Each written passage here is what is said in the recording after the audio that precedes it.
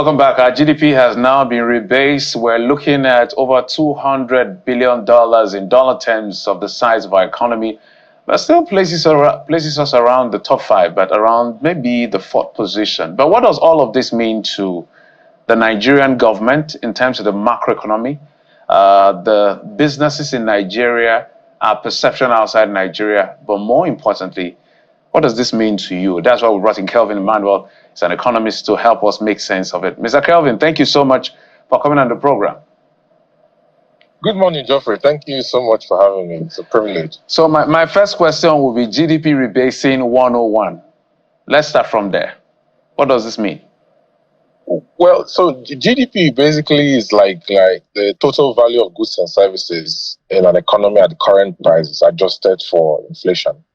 And up until this latest GDP rebasing exercise, Nigeria has had only two rebasing exercises, one that was done in 1990 and the other one that was done in 2009. It also had inflation rebasing exercise that was done in 1975, and then inflation rebasing exercise that was done. There was no inflation rebasing in 2002. But there was inflation rebasing last year for figures that I don't agree with, because if you look at the inflation rebasing and the contribution to inflation, because inflation has a major impact on GDP, gross domestic product. You see that before you had the contribution to inflation for food at 60%, energy 20%. Then NBS rebased it and said that water, gas, fuel, household expenses is going to be grouped into one, and they now come from 20%, they now come to about 15.8%, and food was reduced to 51.8%. So before, food and energy took 80% of the contribution to inflation. Now, what you've seen is that you've seen a situation where, because of the devaluation of the exchange rates, right? The fact that Nigeria could no longer operate a fixed peg of plus or minus 30 Naira per day, beyond which the CBN will intervene, and the currency dropped from printing of money, about 17.30 trillion Naira that was printed into the economy between 2019 and 2022, and about 31 trillion Naira that was injected into the economy through Ways and Means Section 38 of the CBN Act violated. You saw that you didn't have assets and reserves to back this influx of money supply. Money supply is over 100 trillion, by the way. The Naira dropped significantly. The government could no longer maintain that peg where it artificially pegged the exchange rates, and then it supplied the difference to the market that was taking about $320 million per month as at 2022, early 2023, before Bola Tinubu became president. So it floated it. So the floating of the Naira to where it is now automatically rebased, led to a devaluation of the GDP of Nigeria. So Nigeria's GDP went from over $500 billion to about $188 billion. So what you've seen them do, the MBS, because they have four methodological pillars that is used for rebasing exercise. They have what they call System for National Accounts that typically just adjusts the base year. The base year they used was 2019 because according to them, they say it was the most stable year before COVID started. They have what they call the Central Processing Classification. They have what they call the International Standard for Industrial Classification, ISIC. And then they have what they call the Supply and Use Table, SUT. These are the four methodologies that is used. And then when you look at the contributions and drivers of GDP growth in an economy, you look at factors like consumer spending, investments, both domestic investments, foreign investment, FPIs, non-speculative investment, FDIs, you have government spending, and then you have balance of trade, which is the difference between your exports and your imports. So when you consider the fact that in 2019, Geoffrey, in 2019, Nigeria's inflation was about 11.0%, 0.8% in 2019. Interest rate was 13.5%. Today, in 2025, Nigeria's inflation, I don't believe the MBS numbers. Nigeria's inflation is about 34%. The MBS says it's 22 point something percent. Interest rate has gone up to 27.5% because, as you adjust inflation, you also have to, as inflation goes up, you have to adjust interest rates to match with inflation to prevent capital flight. You see that in the areas, the different areas that contribute to GDP, you see industry, you see agriculture, you see services. Industry dropped from 21% to 16% as inflation went up and the Monetary Policy Committee adjusted the MPR from 13.5% to 27.5%. That's 14% increase. And as they adjusted the cash reserve ratio to reduce the money supply in the system to be able to fight inflation, they adjusted cash reserve ratio from 22.5% in 2019 to 50% today, which means that 50 kobo of every 1 naira that is deposited in the banking system is warehoused at the Central Bank of Nigeria at an interest to the banks. Okay?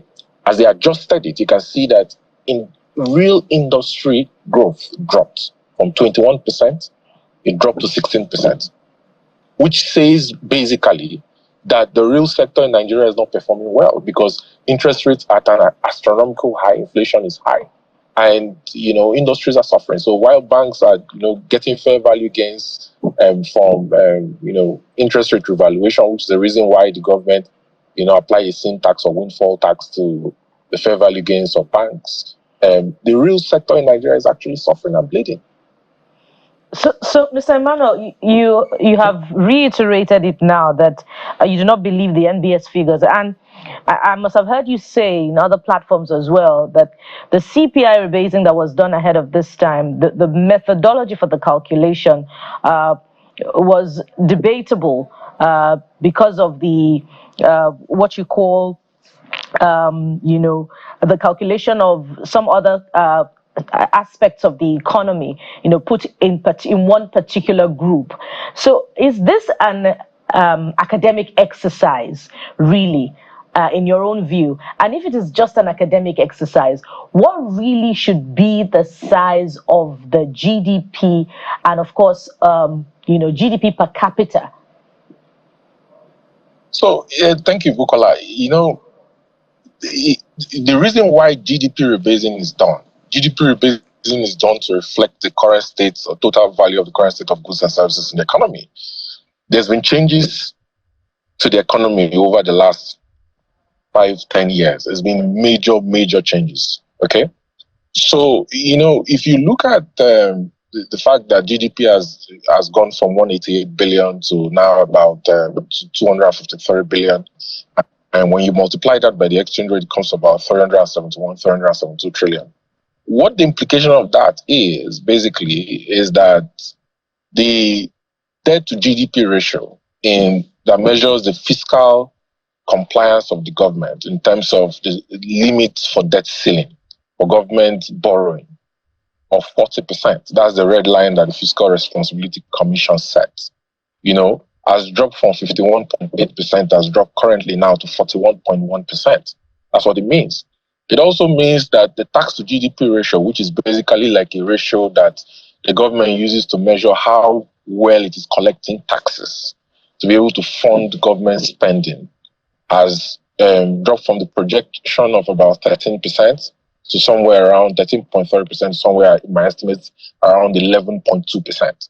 Which means that the government has a lot of work to do. Now, I've said it before that one of the most consequential set of reforms we've had in Nigeria was the tax reforms that the president signed into law, recently, and that is, dramatically from January 1st, 2026, going to increase the amount of collections and improve the amount of taxes and the tax to GDP ratio of the government and reduce the need to borrow money or tap into ways and means to finance and budget deficits.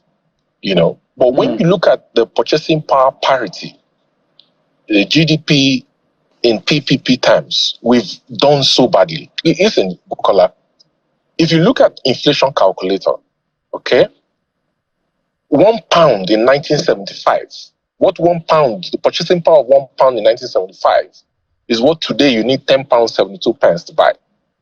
So what you needed £1 to buy in 1975 is what you need £10.72 to buy in 2025. So you can see how the UK economy has performed over the intervening period. The question we have to ask is, what £1 could buy in 1975, what can it buy today in Nigeria? It can't buy you anything. How much has the Naira dropped? And when you look at the purchasing power parity, because it is simply like your gross domestic product per capita as measured by the exchange rate and the purchasing power parity for when you compare it to other similar currencies around the world. That's what GDP in PPP terms mean.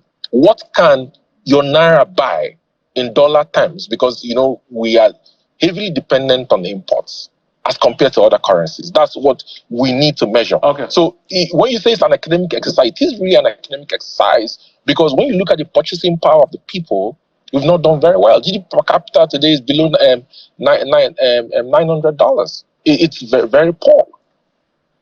Okay, Mr. Kelvin, I'm happy we brought you so that you can bring this picture as clear as it should be, so that policymakers can make their decision, because these are numbers. This will inform how they decide.